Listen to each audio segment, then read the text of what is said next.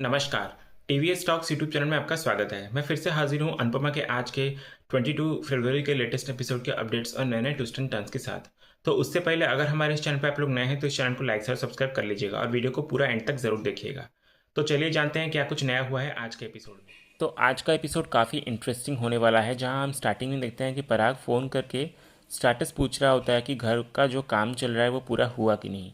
तभी अनिल इधर से पराग को कहता है कि अरे मोटा भाई टेंशन मत लो, ऐसा होता है कभी कभी, इट्स ओके। फिर प्रेम इधर पराग को दिखाते हुए अनिल से कहता है कि जिन्हें यहाँ प्रॉब्लम है वो जाकर होटल में रह सकते हैं। तभी इधर बापूजी बोलने लगते हैं कि मेरी मानिए तो आप सब लोग यहीं रुक जाइए। थोड़ी परेशानी तो होगी लेकिन वैसे भी गद्दे तो बिछाए हुए हैं, थोड़ी हंसी मजाक कर लेंगे और ये सब तो एक सुंदर यादों की तरह है ना। तो इस पर अनिल कहने लगता है कि बिल्कुल सही कहा आपने बापूजी, मुझे तो मेरा बचपन याद आ गया, जहाँ हम नानी के घर आया करते थे और ऐसे ही माहौल हुआ करता था, बड़ा मज़ा आता था। फिर बादशाह भी कहने लगता है कि ये हमारा फर्स्ट एक्सपीरियंस है और इसमें बहुत मज़ा आने वाला है। तभी इधर से अनुपमा लीलाबा को पूछती है कि बा ब्लैंकेट ला दूँ आपके लिए, तो लीलाबा कहती है कि हाँ हाँ ला दे। तो ये देखकर इधर मोटी बा लीला से कहती है कि अनुपमा जी आपकी बड़ी सेवा करती है। तभी लीलाबा इधर से कहती है कि क्यों नहीं करेगी, क्योंकि आज भी घर की बॉस मैं हूँ, इसलिए इस घर की और तिजोरी की चाबी मेरे पास रहती है। तो मोटी बा फिर कहने लगती है कि तिजोरी है आपके घर में। लीलाबा फिर कहती है कि हाँ है ना, उतनी भरी भी नहीं है लेकिन खाली भी नहीं है। तभी आगे हम देखते हैं कि इधर अनुपमा घर की सभी महिलाओं और पुरुषों को अलग अलग सोने के लिए कहती है और प्रार्थना करती है कि ये रात बिना किसी ड्रामे के गुजर जाए। दूसरी तरफ फिर रात में अनुपमा बेचैन हो जाती है, तो राही ये देखकर अनुपमा से पूछती कि वो क्यों नहीं सोई अब तक। फिर अनुपमा कहने लगती कि मैं जाग रही हूँ ताकि सब लोग चैन से सो सकें, और किसी को कुछ चीज़ की ज़रूरत पड़ी तो तो मैं फटाफट जा सकती हूँ ना, इसीलिए अगर सो जाऊँगी तो आवाज़ देते रहेंगे, सुनाई नहीं देगा। फिर राही समझ जाती है कि अनुपमा झूठ बोल रही है, तो फिर वो कहती है कि ठीक है, आप बताना नहीं चाहती मत बोलिए, लेकिन झूठ तो मत कहिए क्योंकि आपको झूठ सूट नहीं करता मम्मी। अनुपमा फिर कहती है कि तो फिर पूछ मत तू। राय फिर कहती है कि ठीक है नहीं पूछूंगी, लेकिन आप रात को अकेली नहीं जागेंगी बल्कि मैं भी आपके साथ जागूंगी। दूसरी तरफ इधर फिर हॉल में हम देखते हैं कि मोटी बा कह रही होती है मीता को कि ज़िंदगी में कभी सोचा नहीं था कि हमें अनुपमा के घर में रात बितानी पड़ेगी। मीता भी फिर इधर से कहती कि सही कहा आपने बा, एक तो इतनी गर्मी है और ऊपर से ये मच्छर की अगरबत्ती का स्मेल, इससे अच्छा होता कि हम होटल में ही चेक इन कर लेते बा। फिर इधर ख्याति मीता को कहती है कि मीता बहन श्रीनाथ जी का नाम लीजिए तो अपने आप नींद आ जाएगी। इधर फिर दूसरी तरफ हम देखते हैं कि पराग को नींद नहीं आ रही होती है और वो गलती से प्रेम के पास जाकर सो जाता है। तभी हम आगे देखते हैं कि प्रेम नींद में पराग को अनिल समझकर उससे बातें करने लग जाता है और स्वीकार करता है कि पराग कभी उसका हीरो हुआ करता था। प्रेम ये भी कहता है कि वो पराग को क्रिकेट खेलते देख खुश होता था और उसे क्रिकेट खिलाने के लिए पराग ने ही सिखाया था। लेकिन फिर वो अपने मन की बात कह देता है कि अब उसे पराग से नफरत है। हालांकि ये सब सुनकर इधर पराग प्रेम को रजाई ओढ़ते हुए नजर आता है। तभी सुबह होते ही सभी ये देखकर खुश होते हैं कि पराग और प्रेम एक साथ सोए हुए हैं, और फिर पराग की नींद अचानक खुलती है तो वो उठकर आकर राही को धन्यवाद कहता है कि उसका क्रिकेट खेलने का आइडिया बहुत अच्छा था। तो ये सब देखकर इधर अनुपमा राही को कहती है कि इससे सुंदर सुबह और कहीं नहीं हो सकती बेटा। दूसरी तरफ शाह परिवार और कोठारी परिवार फ्रेश होने के लिए संघर्ष करते हुए नजर आते हैं। तभी हम आगे देखते हैं कि राजा भागते हुए आकर हॉल में कहता है कि मोटी बा यहाँ पर तो इंडियन टॉयलेट है। तो इस पर बापूजी कहते हैं कि अरे इंडियन टॉयलेट सबसे अच्छा होता है। फिर आगे हम देखते हैं कि कोठारी परिवार जाने का फैसला करता है और तभी अनिल सबसे माफ़ी मांगते हुए कहता है कि सॉरी अगर हमारी वजह से कोई तकलीफ हुई होगी आपको तो। बापूजी फिर इधर से कहते हैं कि ऐसा क्यों कहते हो, अरे ये तो हमारा सौभाग्य है जो हम आपके काम आ सके। फिर मोटी बा भी इधर से कहने लगते कि वैसे एक दो चीज़ों को छोड़कर बाकी सब कुछ अच्छा रहा, इसलिए आप लोगों की मेहमान नवाजी के लिए बहुत बहुत धन्यवाद। तभी हम आगे देखते हैं कि प्रेम को इन्वेस्टर का कॉल आता है और उसे ये पता चलता है कि इन्वेस्टर ने फंडिंग देने से मना कर दिया है। फिर यह सुनकर इधर राही पूछते कि लेकिन क्यों। तो इधर पराग फिर सोचता है कि उसी ने कहा था कि वो ये होने नहीं देगा। फिर इधर अनुपमा प्रेम को पूछती कि लेकिन ये फंडर है कौन। तभी प्रेम इधर से कहता है कि पता नहीं मैम। तो अनुपमा फिर कहती है कि कोई बात नहीं बेटा, मन छोटा नहीं करते, जो भी होता है अच्छे के लिए ही होता है, तो क्या पता इससे भी बड़ा कुछ होने वाला हो। राय फिर इधर से परेशान होते हुए कहती कि लेकिन मम्मी हम लोगों ने बहुत मेहनत की थी, वो प्रेजेंटेशन और प्रपोजल सब कुछ परफेक्ट था और इन्वेस्टर भी बहुत खुश थे, लेकिन अचानक उन्हें क्या हो गया। दूसरी तरफ फिर हम देखते हैं कि मोटी बा अनुपमा से पूछ रही होती है कि अनुपमा जी वो लिस्ट जो मैंने दी थी वो आपने देख लिया ना। तो अनुपमा फिर जवाब देती है कि हाँ मैंने देख लिया। तो मोटी बा फिर कहती है कि कल से शादी के फंक्शन शुरू हो रहे हैं, तो अब हम तो हर समय नज़र नहीं रख पाएंगे, इसलिए आप अपनी बेटियों को अच्छे से समझा दीजिएगा। कहकर फिर मोटी बा वहाँ से चली जाती है। तो इधर फिर मोटी बा की बातों से अनुपमा काफ़ी परेशान नजर आती है। और बापूजी को जाकर बताती है कि उन्होंने जो लिस्ट दिया था वो बहुत लंबी है और उनके डिमांड्स भी बहुत ज़्यादा हैं। तो ये सुनकर इधर बापूजी चौंक जाते हैं और फिर कहने लगते हैं कि वैसे भी उन्होंने हमारी बहुत सारी बातें मानी हैं, तो हमें भी उनकी बात माननी पड़ेगी।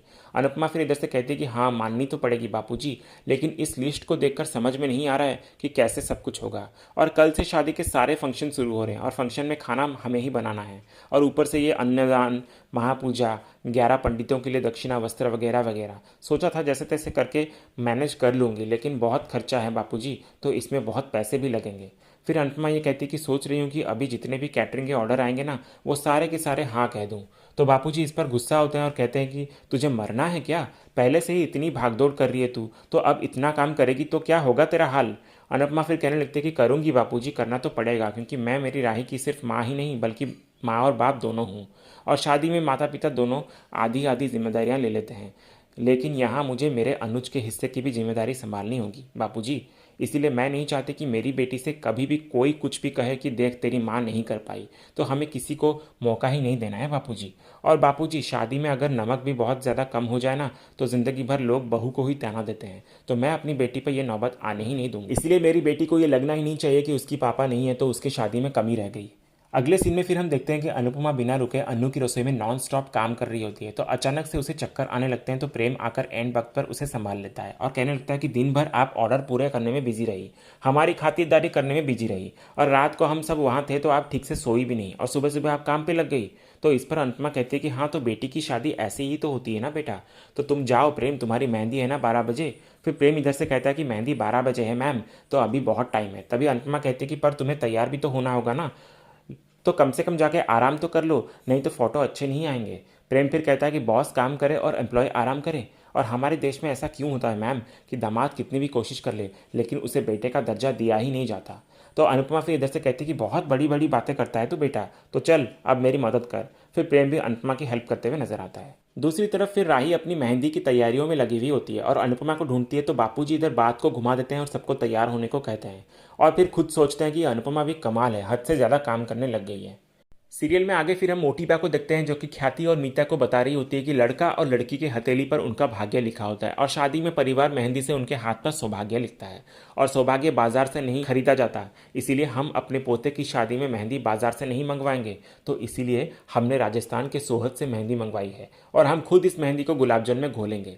और अब उन लोगों का तो पता नहीं कौन सी लोकल सी मेहंदी मंगवा ली होगी, तो ये सब संभाल के रखना ख्याति।